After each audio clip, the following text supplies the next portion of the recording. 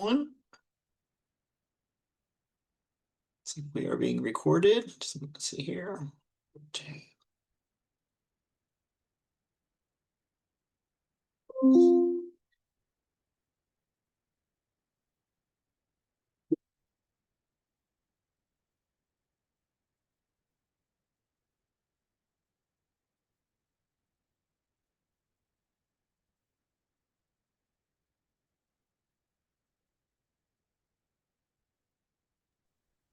All right, Dr. McGee, I believe we have critical mass to get started. Great. Thanks, everybody. Welcome to the May 21st OPTN board meeting. The first action item is going to be call for a quorum. It'll be in the chat in a moment, so please fill that out.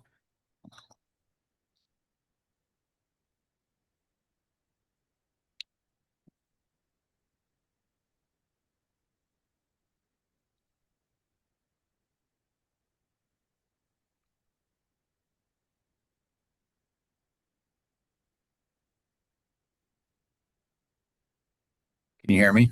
Yes, I'm just waiting to Okay, great. receive the quorum signed off here. That's right. All right, we have a quorum. Great. Okay. As I mentioned, welcome everyone. The next slide. Just as a reminder to everyone that this is an open meeting, it is being recorded. There's live stream for participants that are not board members. To engage, please turn on your video if possible. Keep your microphone muted unless you're speaking. If you desire to use closed captioning, it is you can enable it, and then please use the raise hand function to ask questions and reserve the use of the chat for technical issues. Next slide. So this is the agenda for today. We're going to approve the previous meeting summary.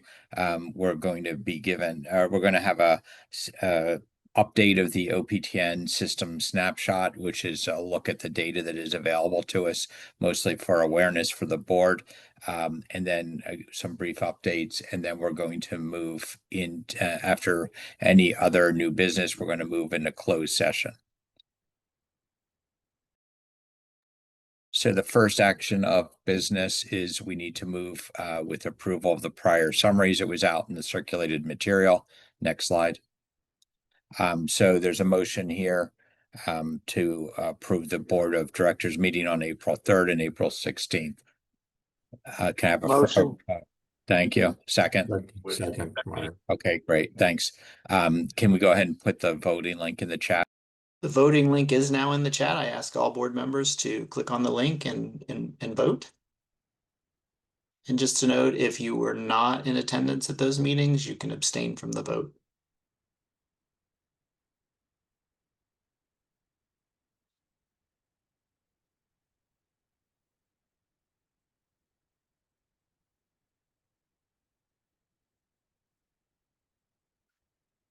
I'm just waiting on final counts.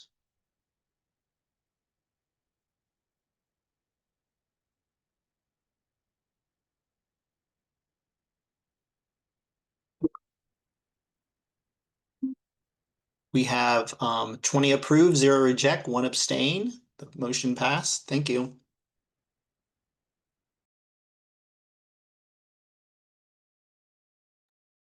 Up, John, you're on mute. Thanks, everybody. So the next item is Sarah Lasky, who runs the data team at the OPTN, has, hold on a second.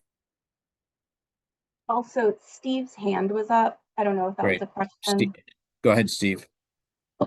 Just saying for future purposes to bifurcate, unless I missed it, the acceptance of meetings, because, for example, I was not at one meeting, but I was at another. That's a good point. So We'll you go should, ahead. in the future, to separate them out. Great point. We'll go ahead and do that, Doug. All right. So then Sarah Lasky is going to give us overview of kind of the HRSA or of the OPTN data dashboard that's available.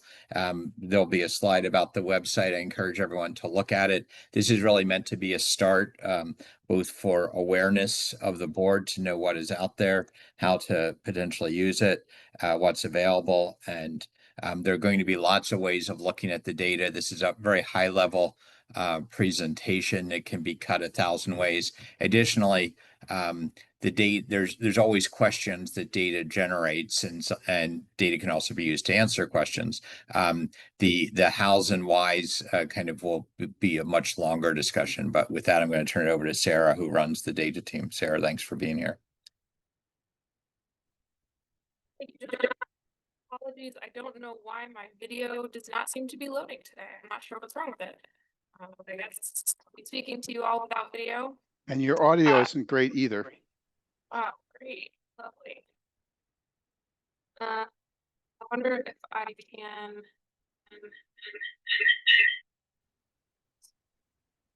Is this any better? Oh, Now More you're of an echo. much worse. How about, is this better? That's significantly better. Okay. Let's hope Uh, it lasts. I think that's good. Okay, well, the interesting part's the slides anyway. You neither need to hear me nor see me. But good morning or afternoon, everyone. As Dr. McGee said, I'm the leader of the data and analytics team in the HRSA division of transplantation. And today, Dr. McGee asked me to give this high level overview of sort of the state of the national system. And we also wanted to take this opportunity to highlight the OPTN metrics dashboard, where everything I'm going to show today is publicly available. You can review it anytime. So can we jump to the next slide, please?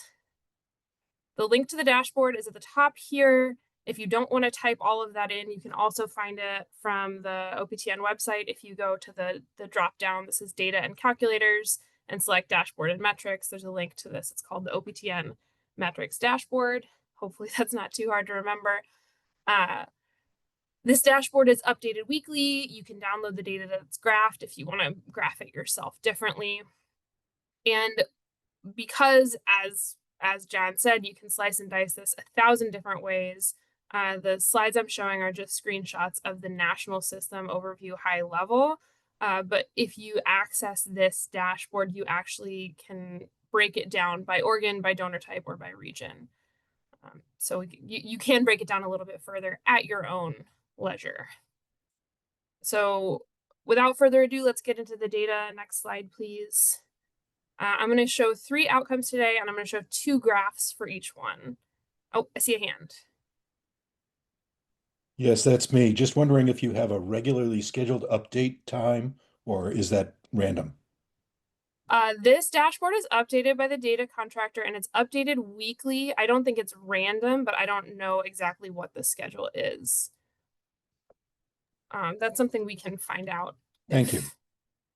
If there's, and I just realized we have a chat. I'm going to put the link to the dashboard in the chat as well. Okay, so the first graph I'm showing, again, we're going to show these 2 different sort of views for 3 outcomes here. This trajectory should look pretty familiar to folks. Here we're looking at we said high level overview. Here's a high level overview going back for the history of the OPTN, looking at the number of transplants per year.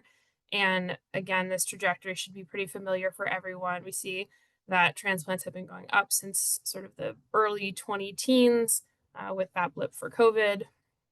And if you want to dig in a little more deeply on the next slide, you have the ability to look at this over the course of the year, week by week. And for visibility, legibility, convenience, I selected the years 2022 through 2026, but that's a choice that I made when I took this screenshot. You can choose other years if you want to zoom in more. And this is again, week by week over the course of the year. You could hover over individual points and get more details about each point. One thing that will jump out at you is that giant drop in the middle of that the lime green curve. That's the week we are currently in. So that's a week where there's partial data for the week. And so it's not that transplants suddenly shot down. That week will be back sort of up with the rest of the graph when the data are complete.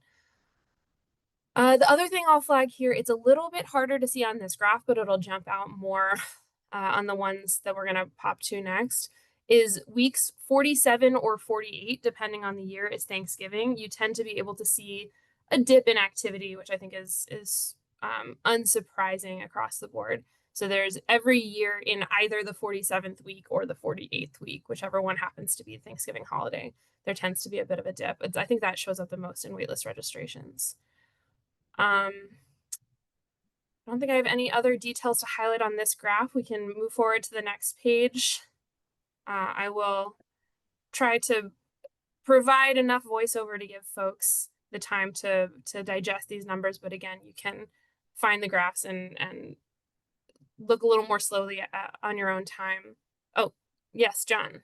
And just to point out to that previous slide in the Thanksgiving, that's you can cut this the data by living and deceased donors, which the last slide was totality. So again, it can be looked at for various different ways. This slide shows living and deceased donation, as did the previous slide show it for transplant. So thanks. Great call out. Thank you.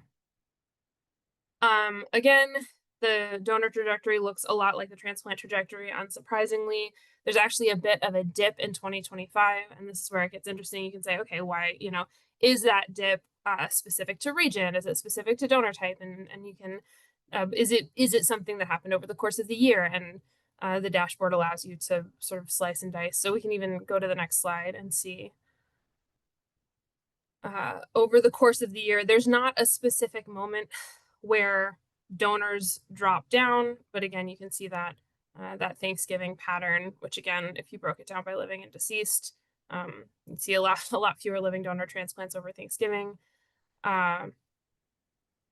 Similar pattern, again, transplants and donors tend to track the same patterns, and so I think unsurprisingly, this looks a lot like the last one. Any other questions before we jump? There's one more metric we're going to look at: waitlist registrations. All right, next slide. So this is waitlist additions. Again, it's going up. This one seems to be getting steeper. If you, I don't know, eyeball the shape of the curve.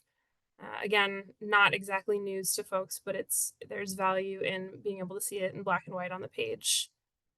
And then finally, the next slide. Here, yeah, you can really see the dips for the holidays also throughout the year. And you can really, this one, I think it's easiest. It's a little more evident the way that it changes year over year. You can see sort of the 2022 is a little lower than 2023, is a little lower than 2024, is a little lower than 2025, sort of across the year. Even though they follow the same patterns, they're a little bit staggered in the y-axis.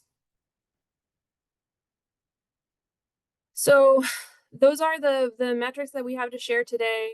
Obviously, you can do quite a lot more with OPTN data if you're willing to really get your hands dirty, but there's a lot of value to being able to see just the big picture and without too many clicks and without having to, plot your own graphs.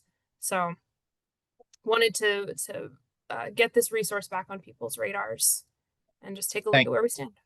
Thanks, Sarah. So again, and I believe you put the link in the chat. We'll also make sure it's sent out to the materials. A lot of this was meant to be a quick overview of the availability of this data, particularly to some board members have used versions of this over time. Some it's kind of relatively new.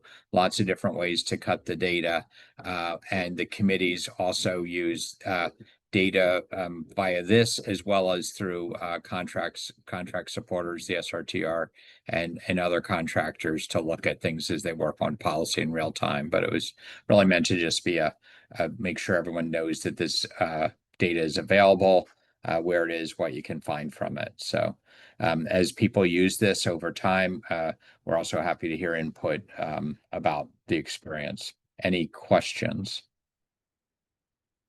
Doug, do you see any hands up? I see no hands. I Darren's see a hand. hand Oh, from Darren. Darren. Hey, thank you. I'm sorry I'm not on camera.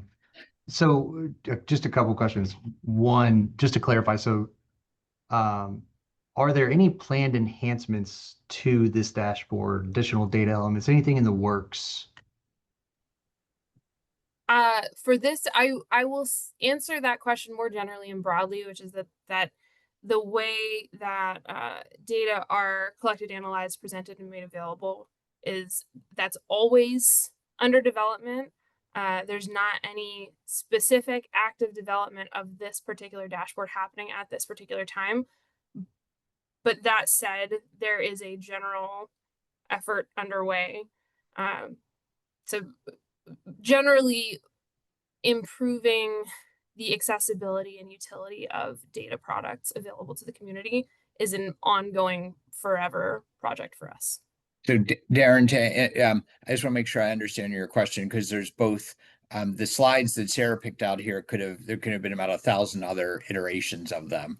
Are you referring to a specific a specific landing spot, or? Well, I guess, Oh, yeah, I'm asking just because the data that was displayed, it already existed, right? This is just to remind people that that it's there. Yeah. Mhm. Okay, so this isn't new information. And that was kind of my question, is if there's any plans to expand it and hopefully marry with other data sets in different ways. You know, there are a number of dashboards that relate to the system. So just curious what the plans are in the future to create a more robust and informed environment. Yeah, this is specifically OPTN data, but I think that the other data sets you're talking about are things like the SRTR creates, or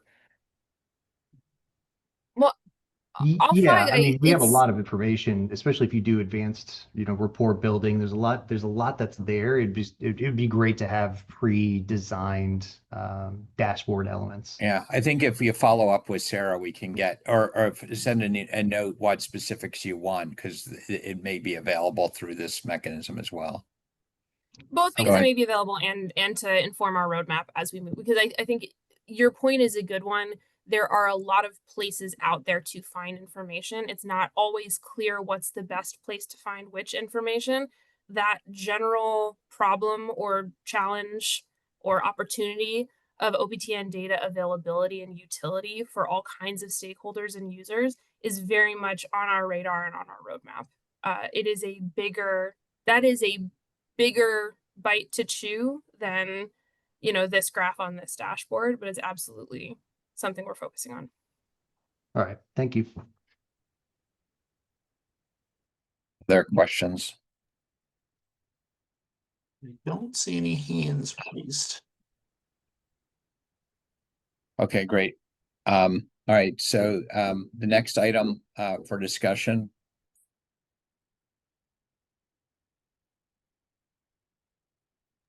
You're just switching over on the slides right now? They're just switching the slides quickly. Okay, great.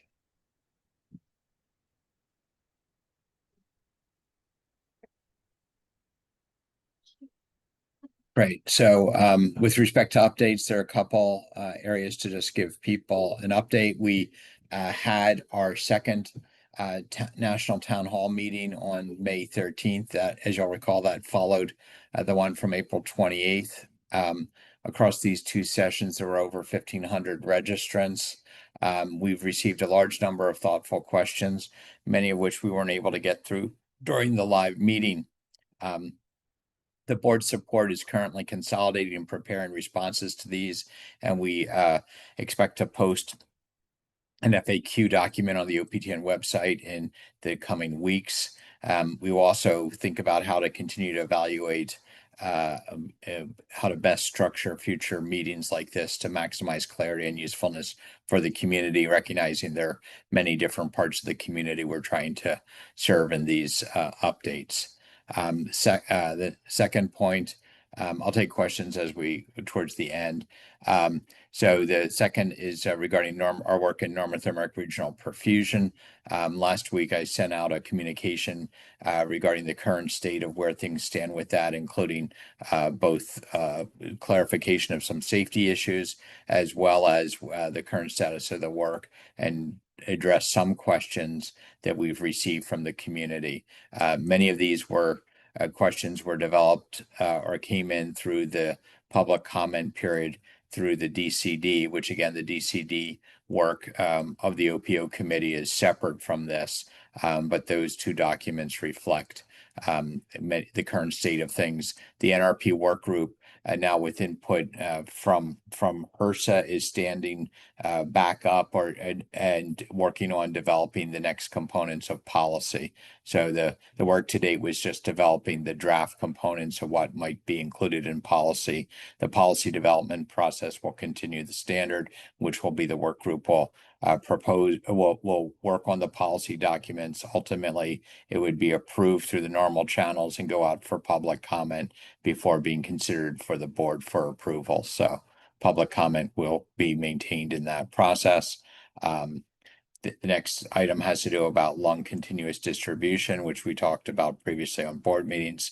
The public comment period opened this week. There was a letter going out that went out earlier today, engaging everyone that get to provide public comment, review the materials on the website, and that public comment period will be open till correct, Doug, make sure I get the date right, July 3rd. July 3rd, okay, which is a Friday before the holiday weekend.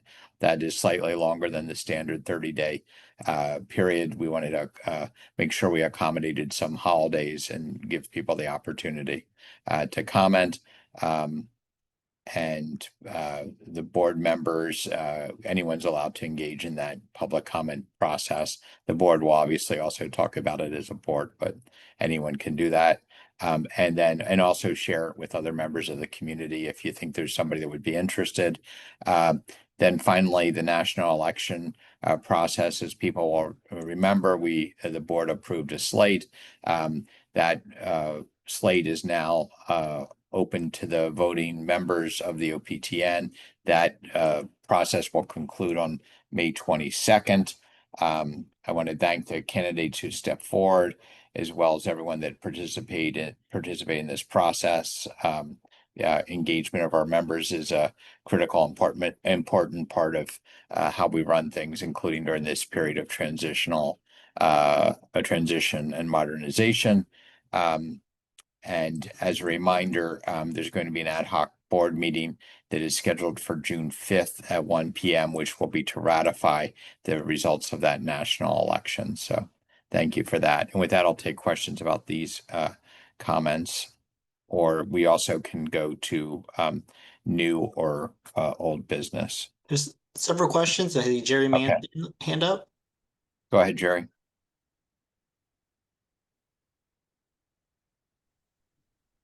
Yeah, a couple questions. First, on the items here, are board members who are not, OPTN members able to vote in the election? I do not. I believe that it's the board, but you have to be an OPTN member to vote in the election. That's correct. So a public member of the board is not able to vote. And actually, most of the board, unless you're representing a member organization, you can't vote. So I don't have a vote. And members of the public can be either members through a variety of mechanisms, including the regional mechanism, but I suspect half of the board doesn't have a vote, at least. Okay.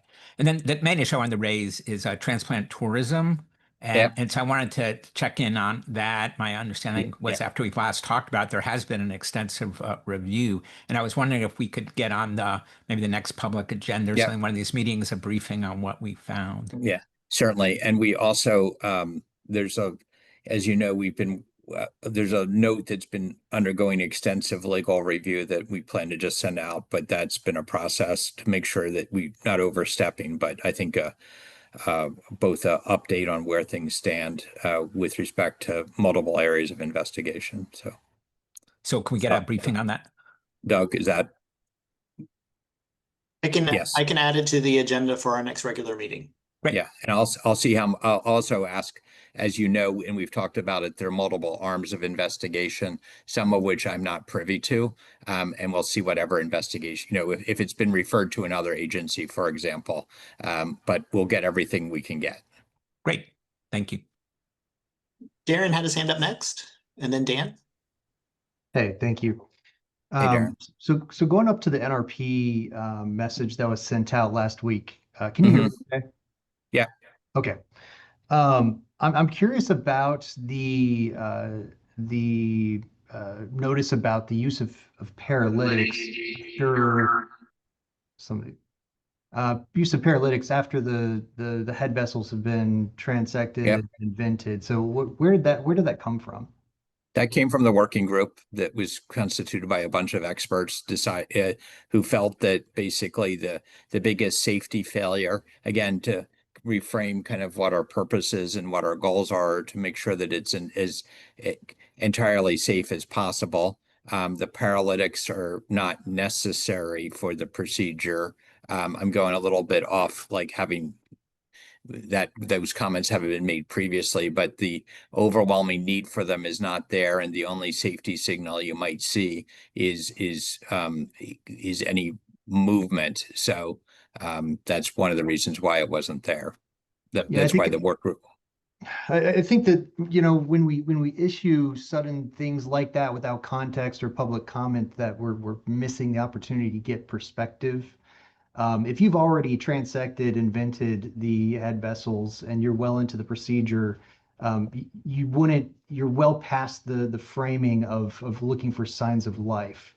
And the paralytic is intended to improve the essentially the safety of the recovery to prevent spinal reflexes or any other sorts of involuntary spasms. So I think it would be nice for something like that, it would be great to have more of a community discussion, because there've been a lot of questions about that. Yeah, and that hasn't been a policy document, Darren. And there are substantial OPO experts in that work group as well. So thank you.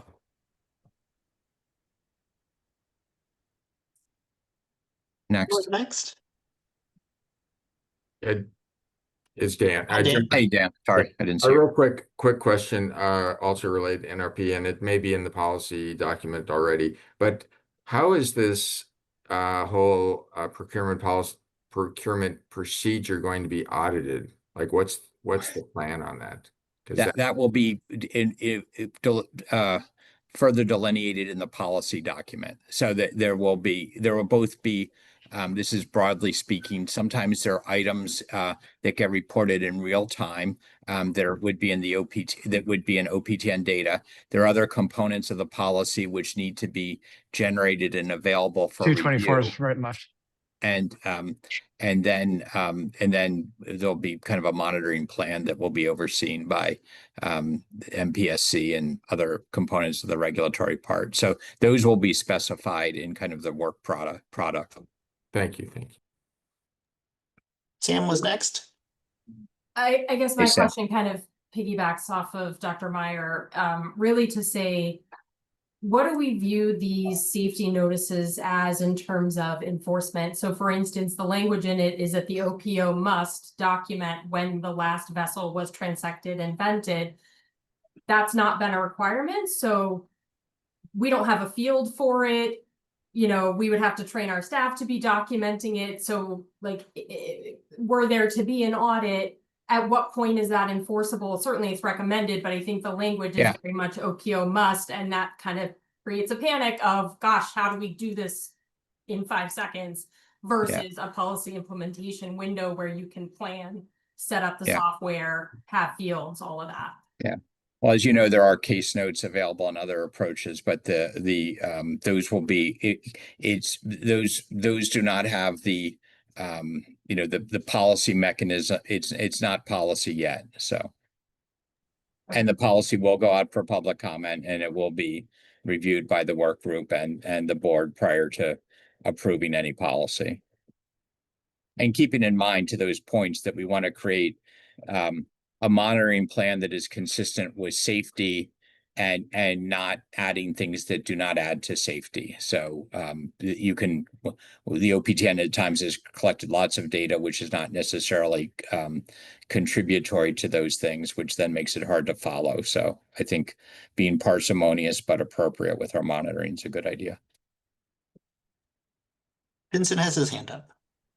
Hi, thanks, everybody. I think on that same note of Samantha is that living in a place that's not policy but recommended, I think, is a good start. But I hope this wouldn't slow down what I would consider something that needs to be dealt with and discussed on a public level. Yes.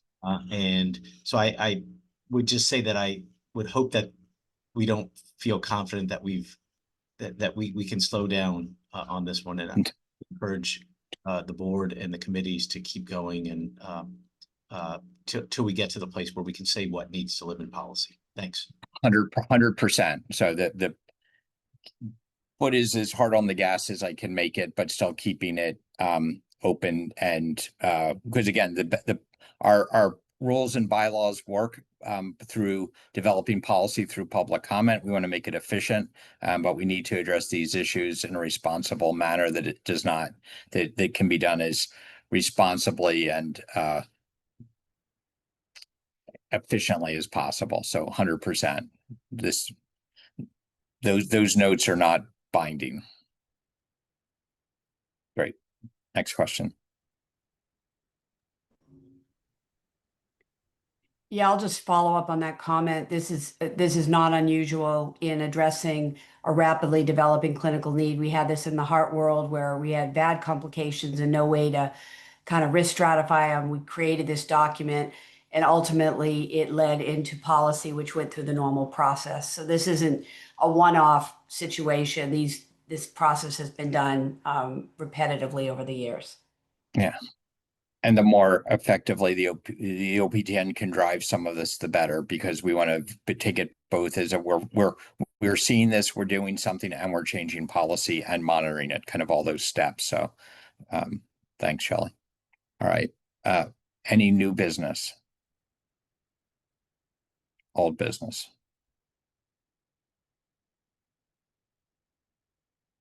Doug, I don't see any hands up. I see no hands up either. Okay, great. All right. With that, why don't we thank you, all members of the public, for joining